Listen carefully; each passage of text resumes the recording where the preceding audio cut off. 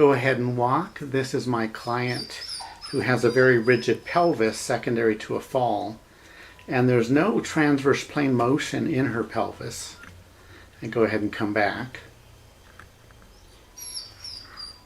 So all the motion that we see is hip motion, not pelvic motion.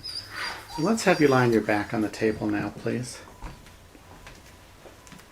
This is an example of a sacroiliac pattern I discovered about 15 years ago. And it can be due to a delivery of a very large baby, or it can be due to a fall on both buttocks. And it appears that the sacroiliac joint gaps very quickly, and the sacrum wedges posteriorly, blocking essentially all SI movement. Now when I attempt to do a spring test on the pelvis, it looks as though I can take up the slack in the system. But what actually is happening is the opposite side is raising up immediately. And that's probably because we're just rocking the entire pelvis on the sacrum.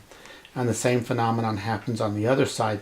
When I move the pelvis on the left, the right side lifts up. Can we have you on your stomach now?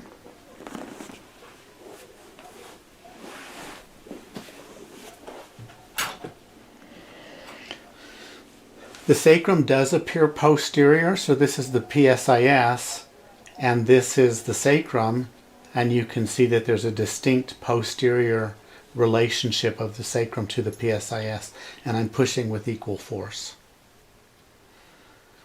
When I attempt to induce spring motion through the sacrum, it's just very, very rigid. And this is, her body is otherwise quite mobile. You know, I can spring her rib cage. I can spring her thoracic spine and her lumbar spine and gain mobility there. When I attempt to do a superior spring test, there's no motion to be taken up. It's very rigid. Certainly if I put 75 pounds, I'm going to, you know, get some movement through other structures, but by using only about 15 to 20 pounds, I'm isolating movement through the pelvic joints. And the same thing is true when I try and do an inferior spring test. There's just no motion to be taken up. It's just extremely rigid. And the sacrotuberous and sacrospinous ligaments are very rigid. This feels like bone, but it's a ligament. So I'm suggesting that this pelvic rigidity is due to the sacrum being wedged posteriorly and essentially taking up all motion through the sacroiliac joint. She's actually seen me for coccygeal pain, and her coccyx is side bent to the left, so there's a deeper sulcus on the left side of the coccyx.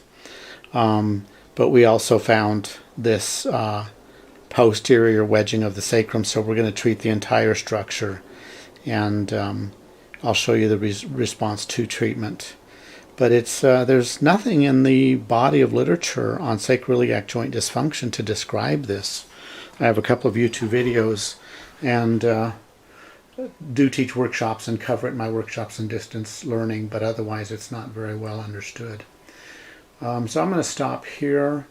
I'll just add that the body also compensates to this pattern with rigidity in the T3, T4 region of the spine, the upper body of the sternum and third rib, and also there's rigidity in the OA joint in response to this pattern. And those are reflex changes in the body that usually self-correct after you restore motion through the SI. So I'm going to go ahead and treat this now. It'll take me about 15 minutes, and we'll film the results. Thank you.